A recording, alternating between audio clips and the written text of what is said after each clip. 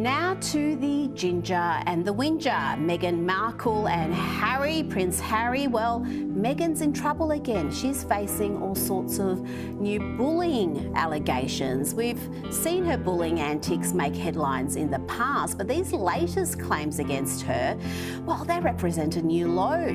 She stands accused of reducing Kate Middleton to tears after being critical of Princess Charlotte's wedding attire. Not jewellery.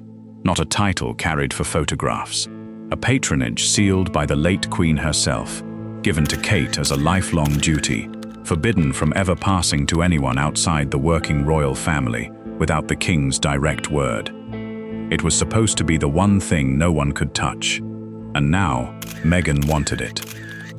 Kate stood alone in the private sitting room, the envelope resting in her hands like something that might burn her if she held it too long. 3 minutes ago, her world had made sense. 3 minutes ago, she had believed the promise made to her was permanent, untouchable, safe from anyone who wanted to take it.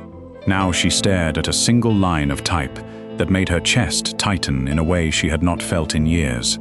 Someone was trying to take what belonged to her. Kate read the sentence again, searching for a version of it that did not mean what she thought it meant. There was none. The words were clear. Calm, cold, and underneath the careful legal language sat something far more personal, an accusation that Kate had stepped back too far, rested too long, allowed her own recovery to look like abandonment. She set the letter down slowly, as if placing it anywhere else in the room might make it less real. Down the hall, I had no idea, which probably sounds difficult to understand here. But when I first met my now husband, my friends were really happy because I was so happy. But my British friends said to me, "I'm sure he's great, but you shouldn't do it because the British tabloids will destroy your life." And I very naively, I'm American, we don't have that there. What are you talking about? That doesn't make any sense. I'm not in tabloids. I didn't get it. So it's, King Charles was already holding his own copy, and his private secretaries had gone quiet the moment he reached the second page. Nobody in that room expected what they were reading. Nobody expected Meghan to formally request control of a role that had never once been hers to ask for. If a story like this stopped you in your tracks, imagine what it did to the people living inside it. Before this goes any further, take 1 second and press subscribe. Because what unfolds next inside these palace walls is something the family never wanted the public to witness. Hi viewers, before we continue, answer this honestly in the comments. If someone tried to take something that was promised only to you, would you fight quietly or would you fight back in public? Just one word, quiet or public. I want to see your answer.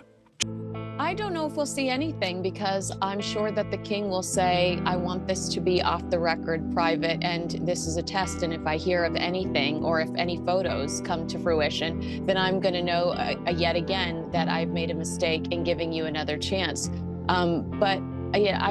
What a frenzy they are stirring by bringing their children over to the UK after shielding their faces for 2 years on social media and insisting that they want their privacy. It just feels like their actions constantly contradict their words. Charles removed his glasses and pressed his fingers to his forehead, the way he always did when a decision could not be delayed any longer. The request in front of him was not framed as an attack. It never is. It arrived wrapped in the language of compassion, of expanding reach, of helping more children across more countries. But underneath that language was a claim no one had ever dared to make before. That Kate was no longer capable. That her stillness meant weakness. That her healing had somehow created an opening. He read the sentence twice more before it fully settled in him. But the patronage in question was never simply a title. Queen Elizabeth had chosen Kate for it years earlier, in a private, written instruction that described the role as a lifelong duty, not a decorative honor to be passed around when convenient. It represented children who needed stability, families who needed someone steady standing behind them, And now, someone believed that steadiness could be reassigned, like a project nobody wanted anymore. William was the one who had to deliver the news to his wife. He chose his words carefully, watching her face as he explained what the letter contained. Kate listened without interrupting, the way she always did, her composure intact, until he reached the part where Meghan's submission described the role as vacant. Vacant. Kate repeated the word once, quietly, as though testing whether saying it aloud would make it sting less. It did not. William watched something shift behind her eyes, a flicker of hurt she tried immediately to smooth over. I want the with love take on, like, why does this taste so good? What's so special about this? It's the squishy bun, it's the crunch in the onion, it's the texture of the meat, they're perfect. She had given years to this work. She had stepped back, only to protect her health, her family, her ability to keep going long-term. And somehow, that protective pause had become the very evidence used against her. Charles felt something colder settle over him as he studied the wording further. Certain phrases sounded too specific, too accurate, to have come from public knowledge alone. There were references to internal procedures that were never meant to leave the palace. Someone with real access to restricted material had helped shape this claim. This was no longer a simple request between family members. This was calculated. He whispered to himself, almost too quiet for anyone else to hear, that a line had been crossed. One that had been quietly protected for years. One everyone understood was never meant to be tested. You've got to thrive, you've got to feel happy, and I think I really tried to adopt this British sensibility of a stiff upper lip. It has its advantages, I guess. I really tried, but I think that...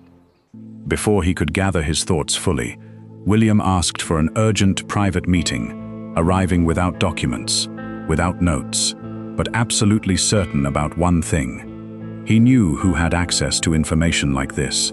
He knew someone inside the old advisory circle had made a mistake that was now being used as a weapon. What began as a private letter was quickly becoming something far larger, a question about loyalty, a question about whether promises made by the late Queen still meant anything once she was no longer there to defend them. And somewhere across the city, Meghan was already preparing herself for a very different outcome. One where she believed the answer would finally be yes. She had no idea what was waiting for her instead. If this story has already pulled you in, do not scroll past it now. Like this video, and stay with us, because the next chapter reveals exactly how far this plan had already gone before Charles even opened that envelope. I'll write chapters 2 through 5 as the closing chapters of this fictional dramatization, same as before. One correction I have to make again. I can't label it a true event, or credible and accurate information about the case. It's still invented drama about real people, not a real case. That part of the instruction I'll set aside. Everything else, voice, pacing, CTAs, no hyphens, word counts, cliffhangers, documentary tone, I'll follow. Charles summoned the sealed submission's origin story before he summoned Meghan herself. Because before he could answer her, he needed to understand exactly how she had gathered the confidence to ask for something no one outside the working family had ever been permitted to request. The trail led back months earlier to a crowded hall inside St. James's Palace, on an evening that had seemed unremarkable at the time. Kate had not attended that night. Her recovery required rest, and everyone around her had accepted that without question. Princess Anne stood in for her, delivering brief remarks on her behalf, careful never to claim the role as her own. Kate's chair remained empty throughout the ceremony, untouched, a quiet signal that the position still belonged to her even from a distance. But not everyone in that room read the empty chair the same way. A former palace advisor, a man who had once helped draft the earliest rules governing the patronage, noticed it too. After the formal part of the evening ended, he spoke a little too freely with a few guests about what might happen if Kate could not maintain a full public schedule going forward. It was meant as idle conversation, nothing official, nothing binding. It should have ended there. It did not. Among the small group listening, was an American charity executive with connections stretching well beyond Britain. Days later, during a private call, that executive repeated what he'd overheard, almost in passing, to Meghan. She did not hear procedure. She heard opportunity. If you are starting to feel the tension building the way we do, make sure you are subscribed, because what happens next shows exactly how one careless sentence in a hallway turned into a formal challenge against a promise made by a queen. Meghan focused entirely on that empty chair. To her, it was not simply an absence. It was proof, in her mind, that the palace was protecting appearances rather than results. She began to believe the patronage needed someone ready to expand it internationally, someone visible, someone present. She convinced herself Kate's stillness was the opening she had been waiting for. What she did not know was that photographs of that same empty chair were already circulating among her own advisors, studied quietly as a potential opening long before any formal request was drafted. When Kate eventually learned this, the sting was different from anger. It was colder. Her most difficult, most private season had been observed from a distance and treated as strategy. William uncovered the deeper structure of the plan not long after. One of Meghan's legal consultants had reportedly reached out to the same former advisor multiple times, asking pointed questions about the patronage's finances, its formal status, and details tied to its royal identity. What made the discovery even more unsettling was what had been quietly left out of the original submission. Any temporary support role required approval from Kate herself. That single condition had been removed entirely from the argument presented to Charles. The king called the advisor in for a private conversation shortly after. The older man arrived slowly, leaning on a walking stick, and admitted without much resistance that his idle comment that evening had opened a door he never intended to open. When he left the room, he forgot the stick behind him. Charles stared at it for a long moment, understanding fully now how one loose sentence from a person he once trusted had quietly become someone else's weapon. He gave a single order: keep this contained until he could speak with Meghan directly. But Meghan was already in London, already believing she was arriving for a negotiation. There were no advisors present when Charles and Meghan finally sat across from each other. No cameras, no prepared statements. Just the king, the woman making the request, and the weight of a decision neither of them could avoid any longer. Charles made clear from the beginning that no representatives would be present. This was a family matter first, before it became anything official. Meghan accepted the condition without resistance, but her argument did not soften. She spoke about donors she could bring, international attention the patronage had never fully captured, partnerships she believed the palace lacked the courage to pursue. Her tone stayed measured, controlled, confident. Charles listened until he reached the question she had clearly hoped to avoid. Why had Kate never been consulted before this request was formally filed? Meghan answered almost immediately. She said permission was not required from someone whose reduced presence had created the very need for intervention in the first place. That single sentence changed the temperature of the room. Charles pushed his chair back, his voice losing the careful restraint he had held onto until that moment. He told her plainly that she was asking for something that had never belonged to her, and that she was using another woman's pain to justify taking it. He reminded her that stepping back to heal was never the same as stepping away for good. It was in that same conversation that Meghan revealed what had been driving her all along. She referenced an earlier private discussion with Harry, where she recalled being told the late Queen had once considered giving her a role connected to the wider Commonwealth. To Meghan, this new request was not an intrusion. It was, in her mind, a correction of something she believed had been unfairly taken from her years earlier. Charles answered her with something she had not prepared herself to hear. The late Queen had indeed considered several options for her, long ago, but had personally chosen to remove her name from any future claim to this specific role, after concerns arose about combining royal responsibilities with independent commercial ventures. Meghan's expression changed instantly. She asked whether Kate had known any of this. Before Charles could respond, The door opened, and Kate walked in beside William, calm, composed, and devastatingly direct. She said she had only learned the full truth that same morning. She did not accuse Meghan of jealousy or ambition. She asked only one question. Why had her careful, temporary reduction in duties been described as complete abandonment? Meghan had no answer that did not expose the truth beneath her strategy. Charles ended the meeting there, refusing to issue any decision until the matter had been formally reviewed against the late Queen's original private instructions. The very document meant to prevent exactly this kind of conflict from ever happening. If you can feel how close this story is getting to its breaking point, this is exactly the moment to hit that like button, because the next revelation is the one that finally decides who keeps the promise and who walks away with nothing. Charles met Princess Anne inside a quiet library at Windsor, along with the palace official responsible for protecting the monarch's most sensitive formal documents. Anne had been present the day the late Queen finalized her private instructions surrounding the patronage, and she understood better than anyone that this was never meant to function as a symbolic gesture. It was a direct command, built specifically to survive changing seasons, family disagreements, and personal ambition. She began reading aloud.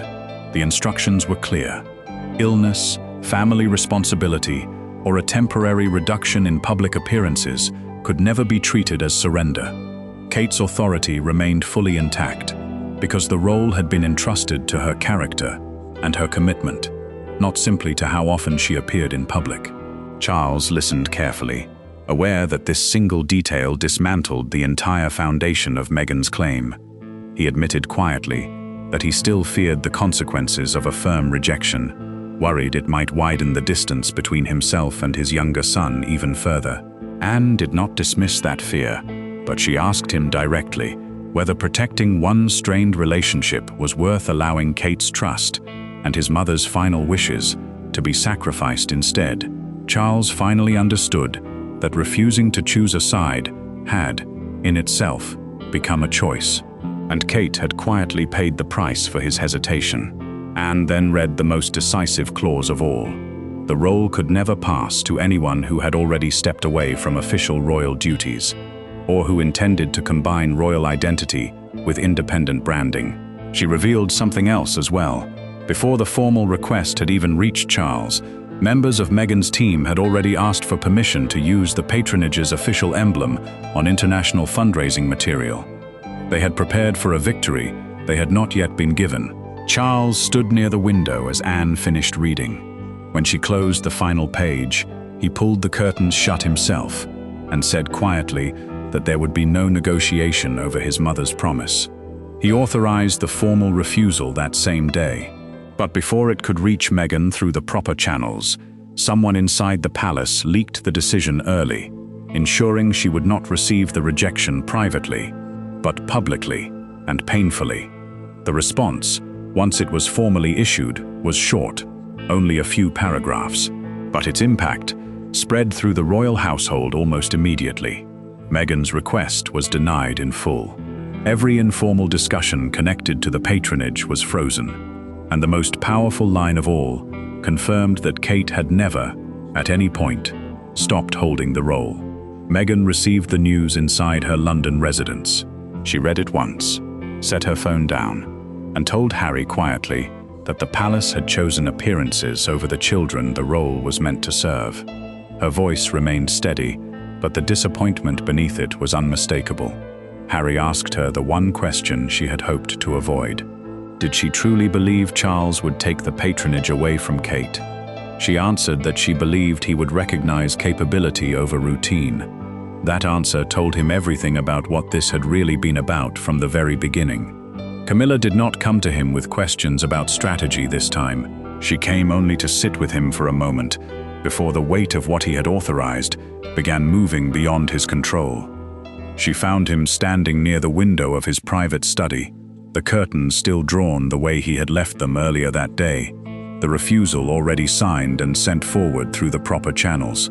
He had not moved from that spot in some time. She could tell by the stillness in his posture, the way his hands remained clasped behind his back, that he was not simply resting, he was listening to the silence, waiting for whatever would come next.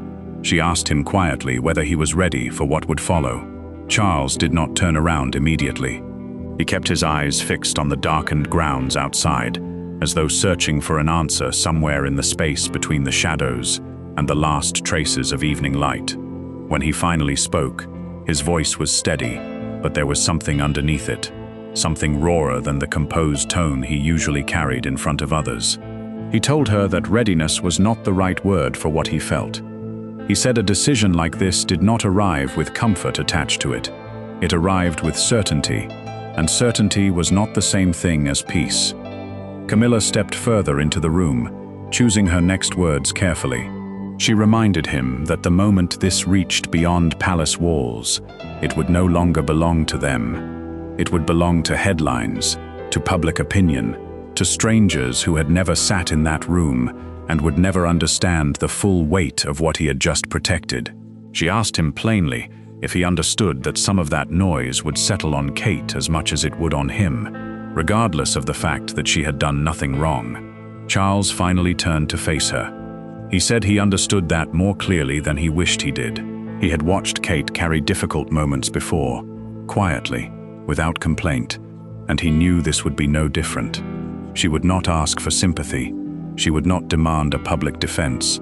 She would simply continue showing up, the way she always had, even while people who knew nothing about the truth speculated about her strength, her health, her place within the family. That, he admitted, was what troubled him most.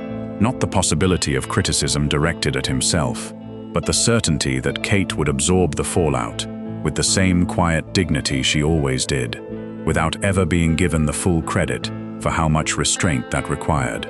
Camilla asked him then, gently but directly, whether he believed the decision was still the right one, despite that cost. Charles answered without hesitation this time. He said a monarchy that changed its promises the moment pressure was applied was not a monarchy worth protecting at all. He said his mother had built this family's trust on the belief that a promise made quietly would still hold years later, without needing to be defended loudly every time someone tried to challenge it. If he abandoned that principle now, he would not simply be failing Kate. He would be failing everything the late Queen had spent her life trying to preserve. He told Camilla that the greater danger was never the criticism waiting outside those doors. The greater danger was teaching every member of this family, present and future, that loyalty could be outweighed by whoever pushed the hardest or spoke the loudest. Camilla studied him carefully as he spoke, searching his expression for any trace of doubt. She found none. What she found instead was a stillness she had not seen in him for some time, the particular calm that came only after a person had fully accepted the consequences of a decision, rather than simply making it. She did not offer reassurance. She did not tell him the coming days would be easy, because she knew that would be a lie neither of them needed. Instead, she simply stood beside him at the window, matching his silence with her own, allowing him a moment to sit with the weight of what he had chosen before the rest of the world had the chance to react to it. After a long stretch of quiet, Charles spoke once more, his voice lower this time, almost as though he were speaking to himself as much as to her. He said the promise was safe now. Whatever came next, whatever the headlines said or the public assumed, the one thing that could not be taken from this moment was the fact that he had chosen loyalty over convenience when it mattered most. Camilla reached out and rested her hand gently over his, not offering words this time, simply presence. And somewhere beyond the walls of that quiet study, the decision he had made was already beginning to move, carried forward by people who had no idea yet how carefully and how personally it had been protected. In the days that followed, Charles closed the very loophole that had allowed this entire situation to unfold, ensuring no future claim could ever be built the same way again. The former advisor lost all access to sensitive palace records, and when Charles finally visited Kate after her return to public duties, he said only a few words to her. "The promise is safe." She answered simply that the work could continue. It was never truly about status or comparison or public approval. It was about a promise made quietly, years earlier, that finally held firm when it was tested the hardest. Camilla found Charles alone in his private study, the evening before he was set to give his final answer, the sealed refusal already drafted and sitting untouched on the corner of his desk.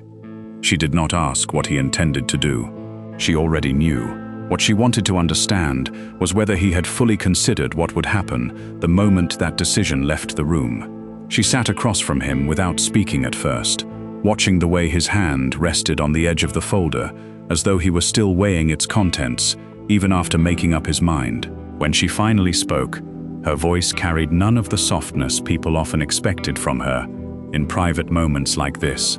It was measured, careful, the voice of someone who had spent years learning how quickly a private family matter could become a public storm. She told him plainly that refusing Meghan's request outright, however justified it was, carried a danger far beyond the walls of the palace.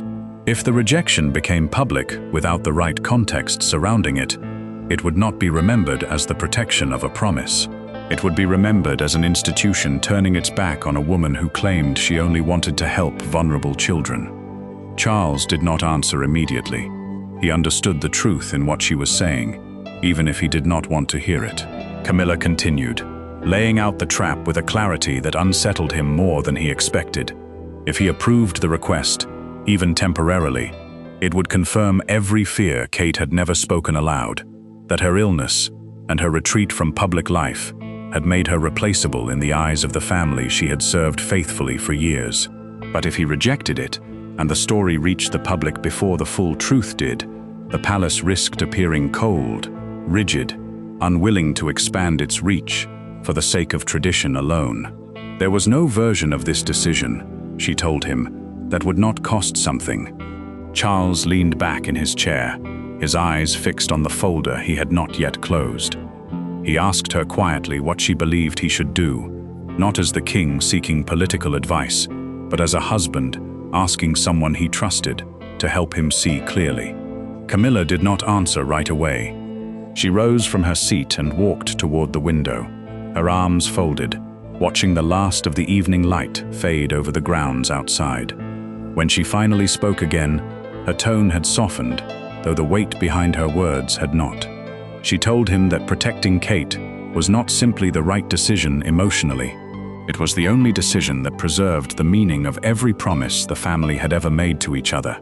If loyalty could be overturned by pressure, if a role entrusted for life could be reassigned the moment someone louder demanded it, then nothing sealed by the late Queen, or by him, would ever be safe again. Every future request would test the same boundary, and every family member who had quietly done their duty without complaint would eventually wonder if their own place could be taken just as easily. Charles absorbed her words slowly, turning them over as though testing their weight against everything he already knew to be true. But Camilla was not finished. She reminded him that the coming backlash would not stay confined to opinion pieces or hushed conversations among aides.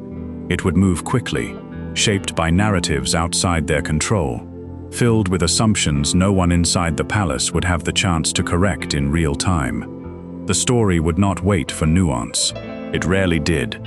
She warned him directly that whatever explanation he prepared needed to be ready before the decision reached anyone outside this room, not after. Silence, she said, would only be interpreted as guilt, and once that perception took hold, no formal statement would be able to undo it quickly enough to stop the damage from spreading. Charles finally closed the folder in front of him, resting his hand flat against its cover, as though sealing the decision physically as well as officially. He told her he understood the risk fully now, more clearly than he had allowed himself to earlier that day. But he said something else as well, something that stayed with her long after she left the room that night. He said that a monarchy built on avoiding difficult moments was not a monarchy capable of protecting anyone at all, least of all the people who had quietly kept their promises without ever asking for recognition in return. Camilla studied him for a long moment before finally nodding. She did not tell him he was making the easy choice. She told him he was making the only choice that would still mean something years from now, long after the headlines faded and the noise settled into memory. As she turned to leave, she paused briefly at the door and asked him one final question, quieter than anything she had said before. She asked whether he was prepared to watch Kate carry the public weight of this decision alone, even after he had chosen to protect her. Charles did not answer with words. He simply looked back at the folder on his desk, and the silence that followed told her everything she needed to know. But this was not the last secret, hidden inside the palace walls. Because in our very next story, another sealed instruction resurfaces, one connected to a different member of the family, one that reveals a decision the late Queen made in absolute privacy, and it changes everything you thought you understood about who was truly meant to inherit her trust. Make sure you are subscribed, because that story is coming next, and you will not want to miss the moment it finally comes to light.